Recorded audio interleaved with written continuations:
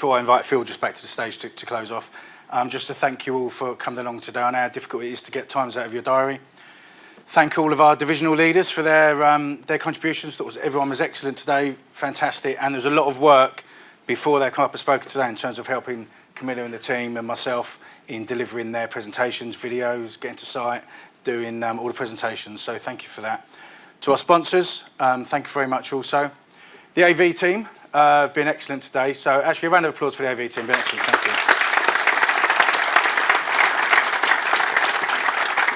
And then I'll mention it just once more. If on the feedback you have found today that you suddenly would like to work with Andwis across more divisions, then you're very welcome to follow the QR code and leave your inquiries there. We are super keen to work. Many of the people in this room now already work with one or two of our divisions, but of course we really want to increase our exposure to all of our clients. So thank you. So Phil, do you want to pop up? And so we've got a couple of questions actually. Brilliant, thanks Paul. We'll keep this brief, guys. I'm very aware that Paul and I really all that stands between you and some nice drinks on the terrace, or as Ali and Kerry would say, is it West Country champagne, Kerry? Which I'm reliably informed is cider. Is that right? Is that right? Yeah. So I think we've got a couple of questions in. One in particular I thought was really important, sort of cover off in front of this audience. So Paul, fire away. Yeah. So Andwis have been constantly growing through acquisition. What are your non-negotiables when looking to expand your offering through local ownership? Yeah, so there's a couple of really key areas here. And there are some guys that I'm looking at in the room who've sort of been through, Steve, the Mees guys, they've been through the process very recently in terms of coming into the group. So the first piece to say is we sort of stay in our lanes, we stay in our technical sort of compliance lanes. That's really important to us. Two pieces of key research that we do. Look, of course, I think Ben's gone, but Ben does our M&As in the room. I think he's gone to a meeting, he's coming back. So of course we look at the business, we look at the financials of the business, and we make sure it's a fit for Andwis. Two key pieces. First one is customer referencing. So we have put businesses down on bad customer referencing or even average customer referencing. It's really important to us that we bring businesses into the group that are loved by customers. And part of that plays to the piece that Paul just said around cross-sales, that we'd really like to do more work with group companies. So that's the first piece. And then the other one, which is equally as important, is the team themselves. So again, we have put businesses down because we don't feel that the team coming in is the right cultural fit. And I'm looking at the Mees guys, but we've been through the process recently, right, guys? It's really important that we get teams into the group that we know are going to be additive. Steve, exactly the same. What was it? Christmas time, just after Christmas time.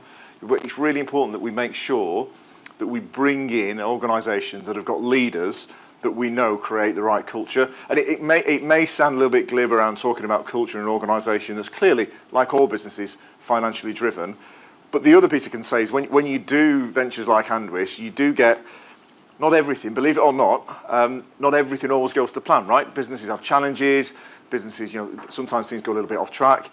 Most of the time when that happens, it's down to culture. So we really pride ourselves on that, and it's probably the single most important thing along with customer referencing. And that's why we can stand here today and talk about the fact that we'd like to do more work, because we have quality businesses in the group that we know will continue to support customers and will do a good job if they're given a chance.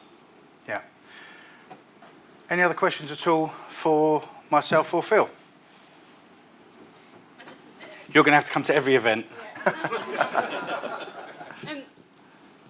That other question was mine as well, so thank you for that answer. Thank you. Showing off now. What's next for you in the next few years then? Because you talked a lot about the divisions and some of them are new and some of them are older and how well they're doing. But what's the next 3 to 5 years look like for you? What's your main ambitions? Really good question. I think it's back to making sure, feel free to jump in as well.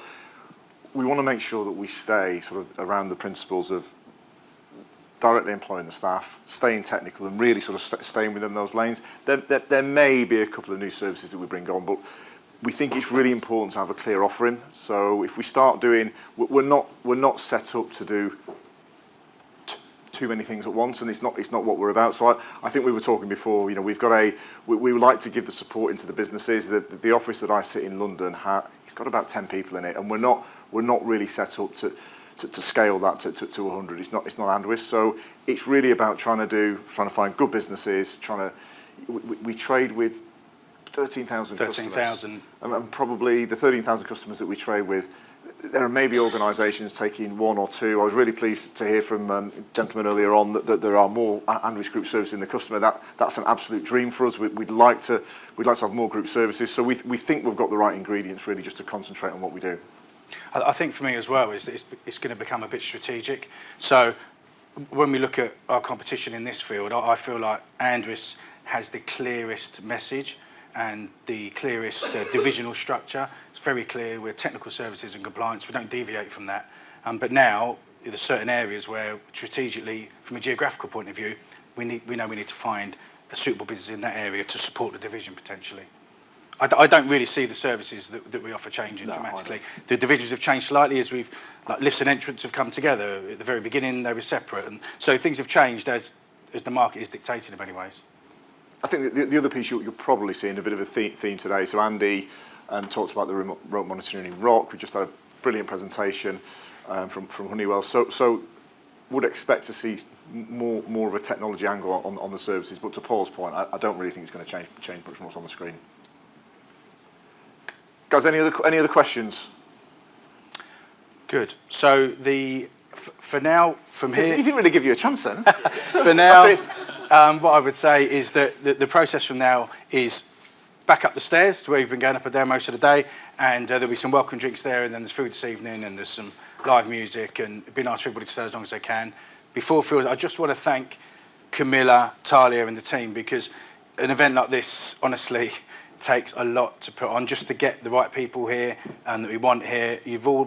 My name has been on all the emails that have pestered you, so I apologise. I didn't send all those emails, it was Camilla. But most people would employ an events team to deliver this, but we've delivered it through our marketing resource. So Camilla, Tyler, everyone, thank you very much.